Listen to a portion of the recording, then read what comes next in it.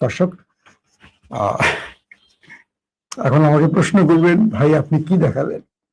আমি দেখালাম আমার গায়ে আর্জেন্টিনার একটা জার্সি পরা আছে, গিফট করেছে আপনার ভাবি, মানে আপনাদের ভাবি। আপনারা আমাকে ব্রাজিল একটা গিফট করতে পারেন, জার্মানি একটা গিফট করতে পারেন, যেই দেশেটা গিফট করেন, আমি পরে পরে আপনাদের ভিডিও করব। ওকে, তো আপনার ভাবি আমাকে গিফট করেছে, সেই জন্য আর কি আজকে পড়েছি, তার প্রতি ভালোবাসা থেকে, তাই তো। আসেন দর্শক, আজকে আমার হাতে বেশ কিছু ব্রেকিং খবর আছে, একেবারে তরতাজা ব্রেকিং খবর। কিছু ফুটেজ দেখাবো, আপনারা আমাকে বলেন মাসুম ভাই ফুটেজ দেখান না কা, আল্লাহর নাম নিয়ে আজকে কিছু ফুটেজ দেখাবো। তো ফুটেজ দেখাবো মানে কি, সেই অর্থে গত 24 ঘন্টার মধ্যে ইরান আমেরিকার কোথায় কোথায় অ্যাটাক করেছে সেই ফুটেজ, এবং পূর্বের কিছু ফুটেজ, ইরানের ফাইল ফুটেজ, সবগুলোকে কম্পাইল করে আজকে কিছু দেখাতে চাচ্ছি আপনাদের।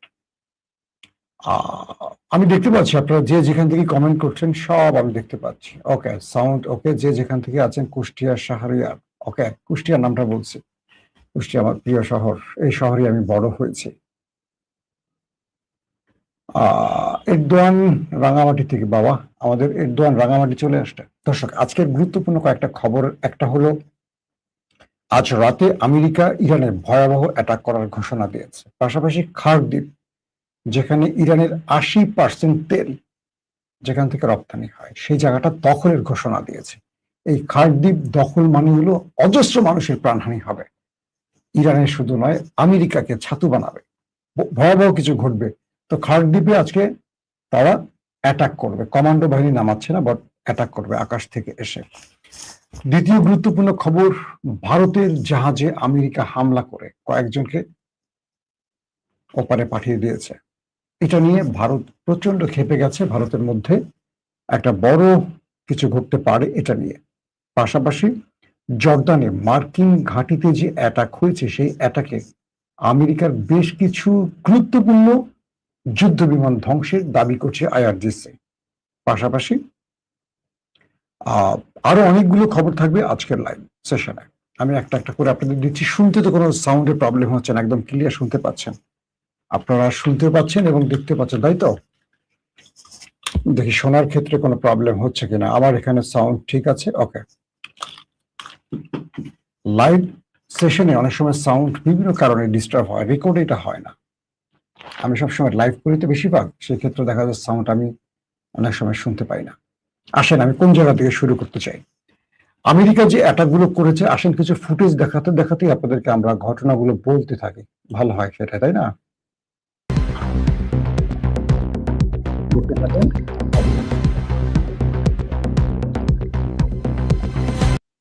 এটি হলো জর্দানে থাকা আমেরিকার ঘাঁটি। এটা অ্যাটাকের আগের ছবি।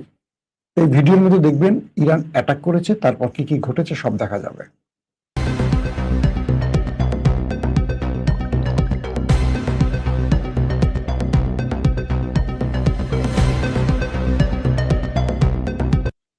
দেখছেন ইরানের মিসাইল আক্রমণ করছে।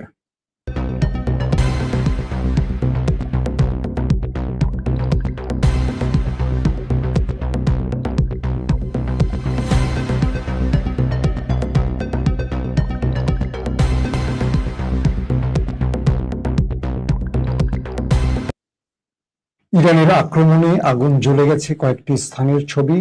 এখন দেখছেন বৃষ্টির মতো মিসাইল মারছে ইরান।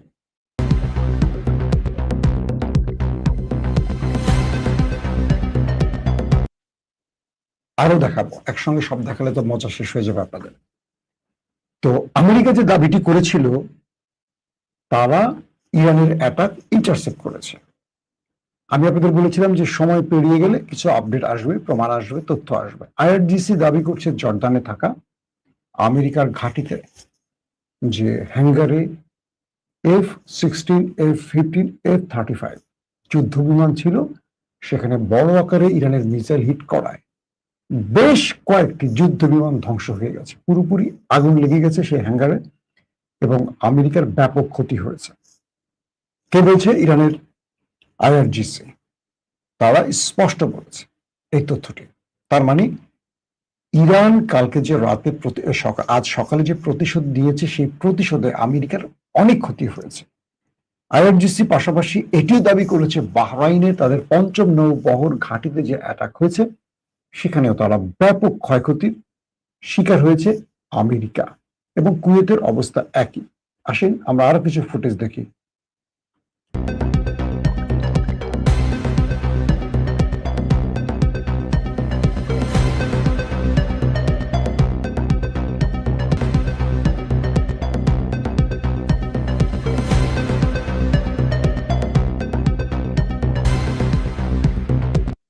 আপনারা উপর থেকে দেখছেন যুদ্ধ বিমানে হিট, আগুন জ্বলছে এবং কয়েকটি ঘাঁটিতে আক্রমণের ফুটেজ।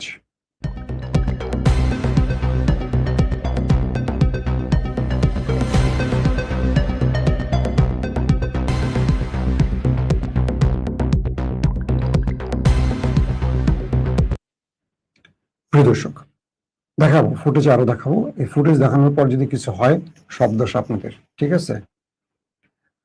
আমেরিকা বলছে যদি ইরান আমেরিকার শর্ত না মানে, যুদ্ধবিরতির আলোচনায় যে শর্তগুলো আমেরিকা তুলেছে সেগুলো না মানে, তাহলে প্রতি রাতে ইরানে আক্রমণ করবে। কিন্তু আমেরিকা বলেনি প্রতি রাতে আক্রমণের ফলে ইরান তাদের পেছন দিয়ে যে কি ঢুকাচ্ছে সেটা তারা আর স্বীকার করছে না। তারা শুধু বলছে ইরানকে এই করেছি সেই করেছে, কিন্তু ইরান তাদের কি করেছে এটা আবার ইরান প্রমাণ করছে। দুপক্ষ তাদের নিজেদের শক্তিমত্তা শ্রেষ্ঠত্ব দেখাচ্ছে। ট্রাম্প বলছে যে প্রতি রাতে এখন থেকে ইরানে হামলা হবে যদি ইরান আমাদের সাথে আমাদের শর্ত না মানে, আমরা যে শর্তগুলো ইরানকে দিয়েছি সেগুলো না মানে। গেল এটা। পাশাপাশি মধ্যপ্রাচ্যে মার্কিন যে এদিকে আমেরিকা আবার ঘোষণা দিয়েছে আজ তারা খার্ক দ্বীপে বড় অ্যাটাক করবে এবং খার্ক দ্বীপ দখলও করতে পারে। উদ্দেশ্যটা কি আসলে? ভেনেজুয়েলার কথা মনে আছে আপনাদের? মাদুরোর কথা মনে আছে? একটা দেশের প্রেসিডেন্টকে বা রাষ্ট্রপ্রধানকে তুলে নিয়ে গেছে, কিডন্যাপ করে নিয়ে গেছে আরেকটি দেশ এসে, মাত্র 2টো হেলিকপ্টার নিয়ে এসে। তারপর সেই দেশের পুরো তেল তারা এখন লুট করছে। এটা যুদ্ধ না, গণতন্ত্র না, ডেমোক্রেসি না, এটা হচ্ছে লুটপাট। তো এই লুটপাট তারা শক্তি মতো দিয়ে করে, আর কিন্তু মুখে সুন্দর সুন্দর কথাগুলো সামনে আনে। খুব ইন্টারেস্টিং একটা তথ্য, এরদোয়ান যখন ইসরায়েলকে বলছে যে তোমাদের গ্রেটার ইসরায়েলের খায়েশ পূরণ করে দিব, ওয়েট করো, মানে নেতানিয়াহুকে আচ্ছা রকম ধোলাই দিল কি এরদোয়ান। নেতানিয়াহু এবং তার মন্ত্রীরা কি বলছে? এরদোয়ান একজন ইহুদি বিদ্বেষী ব্যক্তি, তার হাতে অনেক রক্ত লেগে আছে, কিন্তু ইহুদিরা হলো পৃথিবীর শ্রেষ্ঠ জাতি, ইহুদি সেনারা সবচেয়ে মানবিক।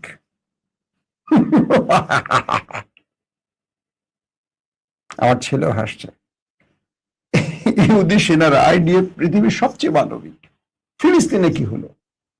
যুগের পর যুগ কি হচ্ছে? যাক, ওই আমাদের পিনাকিদার বলতে হবে তার ঘোড়ার হাসিটা আমাকে একটু লাগবে। পিনাকিদার রাতে ফোন দিয়ে বলো যে আপনার ঘোড়ার হাসিটা আপনার এডিটরকে আমাকে একটু পাঠাইতে বলেন, তাহলে নেক্সট ভিডিওতে ঘোড়ার হাসিটা দেখাবো। পিনাকিদার ভিডিওতে একটা ঘোড়া হাসে দেখবেন, খুব ইন্টারেস্টিং লাগে। আমি দাদাকে একদিন ফোন দিয়ে বললাম, দাদা আপনার ঘোড়ার হাসিটা আর আপনার হাসিটার মধ্যে একটা মিল আছে। দাদা খেপে গেছে আমার উপর, হাসছে আর কি। যাক, সেটা আরেক ব্যাপার। আসেন ইন্টারেস্টিং আরেকটা জিনিস বলি। তো ইরান বলছে যদি তুমি আমার খার্ক দ্বীপে অ্যাটাক করো, মধ্যপ্রাচ্যে আমেরিকার যতগুলো মার্কিন স্বার্থ সংশ্লিষ্ট কার্যালয়, বাণিজ্যিক ভবন, অফিস আছে, একটাও থাকবে না। কি কি আছে?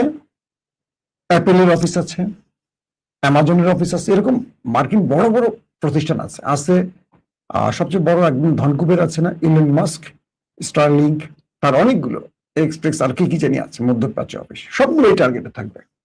একেবারে তালিকা ইরান বলে দিয়েছি, একটা না, একটা লম্বা ডাটা দিয়ে দিয়েছি। ইরান বলছে যে মধ্যপ্রাচ্যে আমেরিকার যা যা আছে, মার্কিন মানে মার্কিন ব্যবসায়ীদের, যেগুলো আমেরিকার অর্থনীতির মূল কাঠামোকে বাঁচিয়ে রাখে, একটা থাকবে না। সবগুলোকে আমাদের মিসাইল লক করে ছেড়ে দিয়েছি, এখন শুধু সুইচ টিপ ও মিসাইল দৌড় মারবে।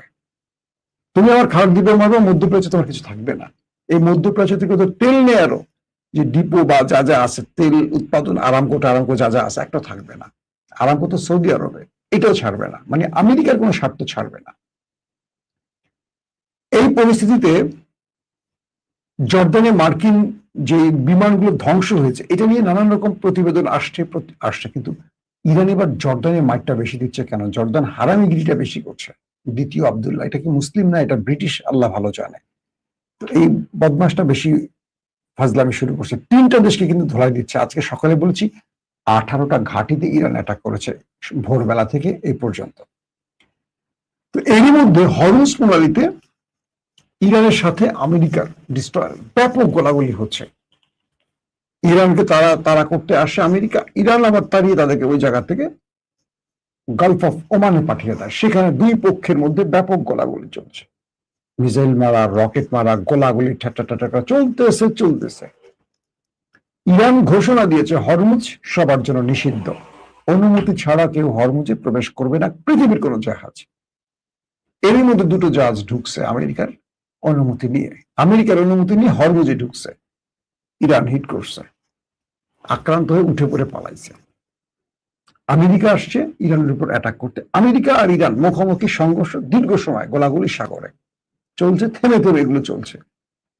হঠাৎ করে খবর এলো আমেরিকা ইরানের ভারতের একটি জাহাজ আক্রমণ করেছে। অর্থাৎ তেল নিয়ে যাচ্ছিল ভারতীয় একটি জাহাজ, সে জাহাজে একটি মাধ্যম বলছে 21 জন, একটি মাধ্যম বলছে 31 জন ক্রু ছিল। এদের অধিকাংশকে ছেড়ে দিয়েছে এবং কয়েকজনকে মেরে ফেলছে আমেরিকা। খেপে গেছে ভারত, পুরো ভারত এখন উত্তপ্ত হয়ে উঠছে, নরেন্দ্র মোদীর উপর চাপ বাড়ছে এটার জবাব দেওয়ার জন্য। বলছে ভারতীয় নেভি যেন হরমুজে কি বলে গালফ অফ ওমানে থাকা আমেরিকার প্রতিশোধ নেয়। মানে আমেরিকা তো সেখানে অবস্থান করছে একটা নেভাল ব্লকেট তৈরি করার জন্য। খুব ইন্টারেস্টিং একজন ব্যক্তির আমি একটা টুইট দেখলাম আজকে, এটা কয়েকটা পাকিস্তানের গণমাধ্যমে আসছে। এক ব্যক্তি, তিনি চরম মুসলিম বিদ্বেষী, তিনি ইসরায়েলকে বলতেন ইসরায়েল তুমি পুরো ফিলিস্তিনকে ছাপা করে দাও, দিয়ে পবিত্র করো এই নগরীকে, মানে সকল মুসলমানকে মেরে পবিত্র করো। কে বলছে? একজন ভারতীয় ব্যক্তি। খুব ইন্টারেস্টিং ব্যাপার, সেই ব্যক্তির ছেলেটাও একজন ইয়াং, একটা যুবক ছেলে, আমেরিকার ওই যেই জাহাজে আক্রমণ করছে সেখানে সে মারা গেছে। এখন এই ব্যক্তি কি বলবে? যিনি ঘৃণা ছড়াতে ওদেরকে সন্ত্রাসী বলতেন মুসলিমদেরকে, আজ তার মিত্ররা তার ছেলেকে মেরে দিয়েছে। তবে মজার ব্যাপার হলো, যখন ইরান ভারতে বড় বড় আক্রমণ করে, বাংলাদেশের গণমাধ্যমের চেয়ে ভারতীয় গণমাধ্যম খুব বড় করে সেই নিউজ প্রচার করে, এই মুহূর্তে ব্রেকিং খবর, এই করেছে, সেই করেছে, ওই করেছে, সেই করেছে। মানে ইরান আমেরিকাকে মারলে ওরা খুশি হয়, কিন্তু ইসরায়েলকে মারলে আবার ভারত খুশি হয় না। কারণ সাম্প্রতিক সময় আমেরিকা ভারতের সাথে খুব একটা ভালো আচরণ করেনি। বন্ধু ট্রাম্প বলে একদিকে স্যাংশন দিচ্ছে, এই ট্যারিফ বাড়াচ্ছে, এই করছে, ওই করছে, উল্টাপাল্টা করছে। তো সবকিছু মিলে ইরান যখন আমেরিকাকে মারে ভারতীয়রা খুব খুশি, ইরান যখন ইসরায়েলকে মারে তখন ওরা ইসরায়েল বিরোধী, কারণ ভারতের সাথে ইসরায়েলের প্রেমটা খুব ভালো চলছে এই মুহূর্তে। এটা নিয়ে পুরো ভারতীয় গণমাধ্যম এখন হইচই শুরু করেছে যে ভারতের জাহাজে কোন কারণে আমেরিকা অ্যাটাক করেছে। এটাকে আমিও পক্ষপাতী নই। একটি জাহাজের সিভিলিয়ান ক্রুরা তেল নিচ্ছে, তাদেরকে ধরতে পারেন, আটক করতে পারেন, ছাড়তে পারেন, মেরে দেওয়ার কারণটা কি?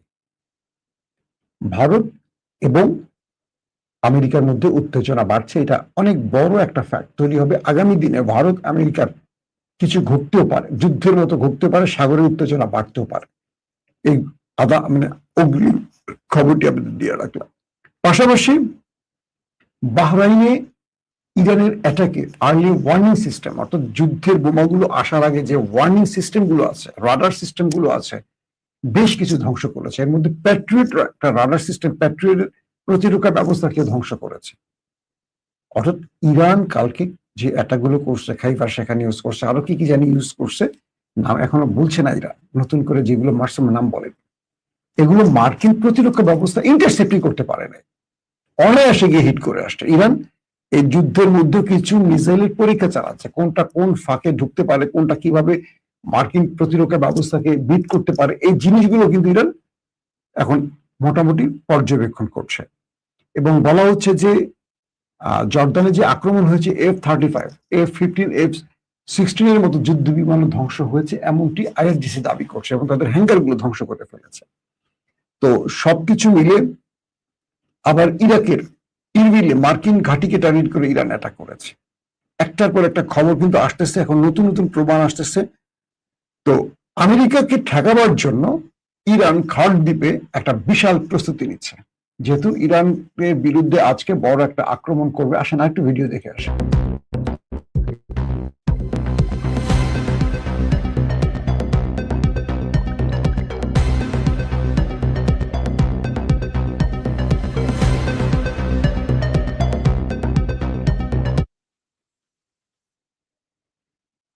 দর্শক, আমরা দেখলাম ভিডিওটি, এখন আসি। তো ইরানিরা শপথ করেছে খার্ড দ্বীপ রক্ষায় তারা যা করার করবে। আপনাদের মনে আছে যে ইরানের প্রায় 1 কোটির উপর মানুষ স্বেচ্ছাসেবী এই যুদ্ধের জন্য নাম লিখিয়েছিল। এটা 1 কোটি না, এটাকে 1 কোটির উপরে, অনেক উপরে চলে গেছে, কয়েক কোটিতে চলে গেছে। তো আমেরিকা যখন বলছে তারা খার্ড দ্বীপ দখল করবে এবং ইরানে আজ রাতে বড় ম্যাসিভ অ্যাটাক করবে, তখন ইরানিদের মধ্যে একটা বিশাল, বলতে পারেন কয়েক লক্ষ মানুষ খার্ড দ্বীপ রক্ষায় দাঁড়িয়ে গেছে। এবং ইরান খার্ড দ্বীপ রক্ষায়, যেখান থেকে 80% তেল পৃথিবীর বিভিন্ন দেশে রপ্তানি করে ইরান, তার একটা বাণিজ্যিক বা তেল রপ্তানির প্রধান জায়গা খার্ড দ্বীপ, এটাকে রক্ষা ইরান সর্বোচ্চটা করবে। এবং ইরান বলছে আমার খার্ড দ্বীপে অ্যাটাক হলে আমেরিকা কল্পনা করতে পারবে না তাকে আমি কতটা প্রাইস পে করতে বাধ্য করব। এবং খার্ড দ্বীপে অ্যাটাক যদি সৌদি, কাতার, কুয়েত আমেরিকাকে না ঠেকায়, খার্ড দ্বীপে আক্রমণ হওয়ার সঙ্গে সঙ্গে আরবের কোনো কিছুকে আর ঠিক জায়গায় রাখবে না ইরান, এই ঘোষণা ইরান দিয়ে বসছে। এখন খার্ড দ্বীপ রক্ষার জন্য ইরানিরা সর্বোচ্চ শক্তি, সর্বোচ্চ ত্যাগের জন্য প্রস্তুতি নিয়েছে। আজ রাতে বড় কিছু ঘটতে পারে এই অঞ্চলে, অনেক বড় কিছু ঘটবে এবং ইরান আমেরিকাকে ছাড় দেবে না।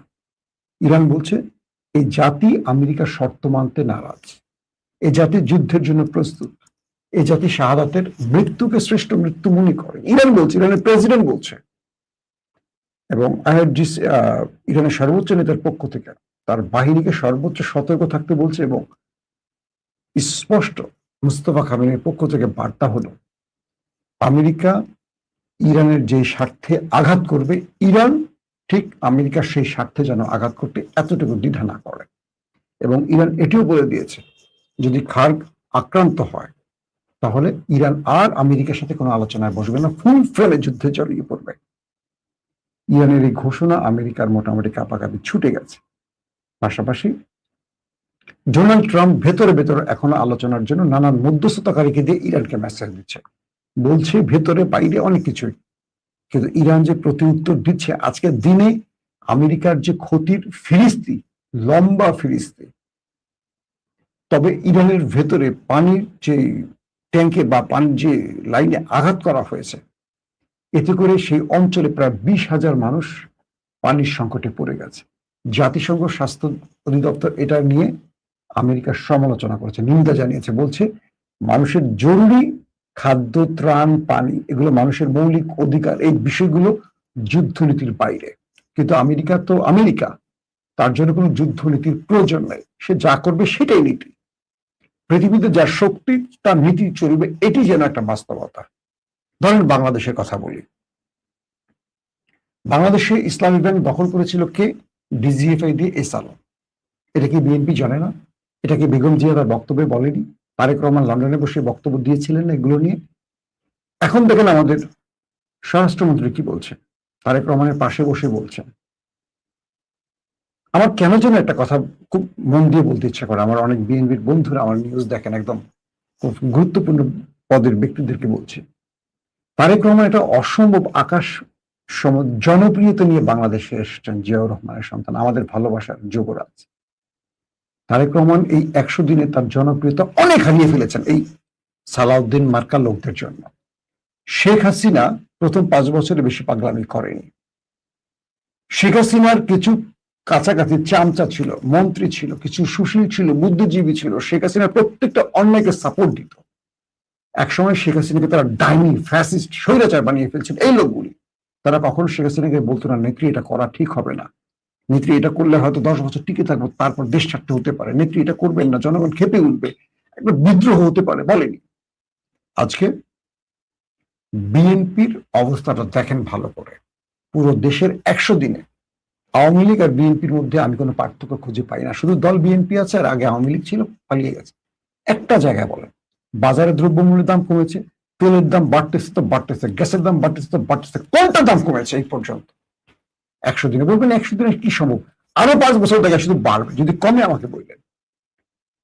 বিএনপি যে আশা নিয়ে রাষ্ট্র পরিচালনায় আসছে সেই পথে হাঁটছে না, শত্রুতা বাড়াচ্ছে। ইসলামী ব্যাংকের দায়িত্বটা কাদের ছিল? কারাই ব্যাংকটাকে এত স্বনির্ভর করেছে, বাংলাদেশের অর্থনীতি এত বড় মানে একটা শক্ত ভিত্তি তৈরি করেছিল ইসলামী ব্যাংক, যারা তাদের কাছ থেকে কেড়ে নিয়ে সালামকে দিয়েছে, এই সালাম টাকা নিয়ে গেছে। তো এই সালামের যিনি নিবেদিত মন্ত্রী, তিনি তো এই সালামের টাকায় চলেন বলে গণমাধ্যমে অনেক তাকে নিয়ে কথা আছে। তিনি সেটা নিজে প্রমাণ করে দিলেন না যে আমি আসলে এই সালামের চামচা বা এই সালামের চৌকিদার? তার লোককে বসানো দরকার নেই। বিএনপি থেকে একজন যোগ্য লোক নিয়ে এরকম লোককে গভর্নর করতে হবে, এরকম লোককে ইসলামী ব্যাংকের চেয়ারম্যান করতে হবে? বিএনপি তো যথেষ্ট যোগ্য যোগ্য লোক আছে, কেন আওয়ামী লীগের লোক নিতে হবে? এই প্রশ্নটা কেন জন্য বিএনপি লোকেরা বোঝে না? বিএনপির মধ্যে কি ভালো অর্থনীতিবিদ নেই? আওয়ামী লীগের লোকগুলোকে এখানে বসাচ্ছে কোন স্বার্থে? বিএনপি যে বিএনপি জামাত ছিল 20 বছরের বন্ধু, সেই জামাতকে সাইজ করার জন্য আওয়ামী লীগের লোকগুলো বিএনপি বসাচ্ছে। কালকে যদি আওয়ামী লীগ কোনো কারণে দেশে আসে, এই বিএনপি জামাতের কাছে যেতে হবে না, বা এই জামাত বিএনপির কাছে যেতে হবে না। রাজনীতিটা এত নোংরা কেন? খুব অবাক লাগে আমার কাছে, খুব অবাক লাগে। একটা ব্যাংকে শেষ করে ফেলছেন, লাভ হচ্ছে 3 কোটি গ্রাহক বলা হচ্ছে, বা কেউ বলছে 1.5 কোটি, কেউ বলছে 3 কোটি গ্রাহক। এরা যদি মাঠে নামে, এই দুর্বল সরকার টিকে থাকবে? যে প্রশাসনের প্রত্যেকটি জায়গায় আওয়ামী লীগের লোক বসে আছে। এই সরকার হাসিনার 15.5 বছর লেগেছে একটা ফ্যাসিস্ট হওয়ার জন্য, মাত্র 100 দিনের সরকার। কত রকম খেলা নেপথ্যে চলছে। খুব আফসোসের সাথে বলছি, বিএনপি সঠিক পথে হাঁটছে না। এবং বিএনপি এই কথাগুলো আমাদের এখন বলছি না, এখন আমাদের গুপ্ত বলা শুরু করবে। ঠিক শেখ হাসিনার প্রথমে আমরা এই কথাগুলো বলতাম। সেই শেখ হাসিনা দেশ ছেড়েছেন, দেশ ছেড়ে পালিয়েছেন, আওয়ামী লীগ এখন নাই বাংলাদেশে, মনে করেন নিখোঁজ সংবাদ। আগে যদি কথাগুলো শুনতেন, শেখ হাসিনা হয়তো 5 বছর থাকতেন, আবার বিএনপি আসতো, একটা জায়গা থাকতো, হাসিনার রাজনীতির জায়গা থাকতো। হাসিনা দেশে রাজনীতি করবেন কিভাবে? তিনি রাজনীতি করতে হলে তাকে 1400 মানুষের বিচার মুখোমুখি হতে হবে আগে, যে খুনগুলি হয়েছে। এত সোজা? আপনারা যারা আওয়ামী লীগের আশায় আছেন, এত সোজা? আবার কেউ বলছেন আওয়ামী লীগ কিনে জামাতকে সাইজ করবে বিএনপি। যদি এই কাজটা বিএনপি করে, মনে রাখবেন এই দেশে আওয়ামী লীগের জামাত থাকবে, বিএনপি হারিয়ে যাবে। একদম খোলা আমি বললাম, আপনারা লিখে রাখতে পারেন। কারণ বিএনপি আওয়ামী লীগের মতো জারুমি করতে পারবে না। আওয়ামী লীগ যা পারবে বিএনপি সেটা পারবে না। বিএনপির মধ্যে বিশ্বাসঘাতক বেশি, আওয়ামী লীগে বিশ্বাসঘাতক নেই। আওয়ামী লীগের মধ্যে সন্ত্রাসী বেশি, কিন্তু বিএনপির মধ্যে বিশ্বাসঘাতক বেশি। মাত্র 100 দিনে 600-র উপর খুন হয়েছে বিএনপির। খুব আফসোস, নিজেরা নিজেদের নিয়ন্ত্রণ করতে পারে না। তারা কি করে বাংলাদেশ চালাবে? তারেক রহমানকে বলবো, অনেক যোগ্য লোক আছে বিএনপির মধ্যে, তাদের ট্যালেন্ট। পূর্বের লোকগুলোকে কমান। এই লোকগুলো আগেও দেশকে পরিবর্তন করতে পারেনি, এই দেশকে তলাবিহীন ঝুড়িও বানিয়েছিল এরাই। সেই লোকগুলোকে আপনি বসাবেন না, একটু ইয়াংদের নিয়ে আসেন। আপনি লন্ডনে ছিলেন, আপনি দেশে বিদেশে অনেক পিএইচডি হোল্ডার আছে, ভালো ভালো আমাদের বুদ্ধিমান লোক আছে যারা বিএনপি সমর্থন করে, তাদেরকে একটু জায়গা দেন। এই পুরনো লোকগুলোকে সরান, যারা এই রাজনীতিকে ধ্বংসের দিকে। আর একটা কথা বলি, সালাউদ্দিন ভাই যে নীতিতে আছেন, সঠিক নীতিতে নাই। আমি মনে করি হাসিনাকে ফ্যাসিস্ট বানানোর জন্য এরকম তার আশেপাশে কয়েকজন সালাউদ্দিন ছিল। সালাউদ্দিন ভাই, আশা করি, আমি জানি না আপনার উদ্দেশ্য কি, যদি ভালো উদ্দেশ্য হয়তো ভালো, কিন্তু আপনাকে বা আপনাকে দেখে, আপনার বক্তব্য শুনে আমরা হতাশ হচ্ছি।